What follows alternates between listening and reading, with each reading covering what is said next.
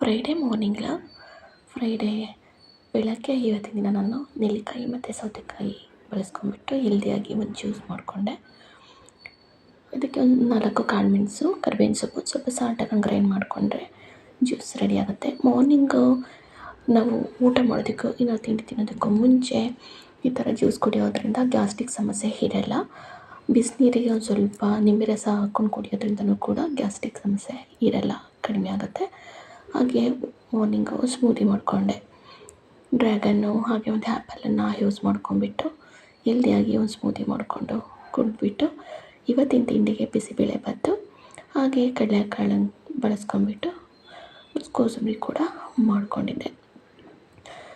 ನಮ್ಮ morning routine ಈ ರೀತಿ ಇದ್ದರೆ ಆರೋಗ್ಯನೂ ಕೂಡ ತುಂಬ ಚೆನ್ನಾಗಿರುತ್ತೆ. ನಮ್ಮ ಆರೋಗ್ಯನ ಕಾಪಾಡಿಕೊಂಡ್ರೆ ಫಸ್ಟು ಹೆಲ್ತ್ ಇಂಪಾರ್ಟೆಂಟ್.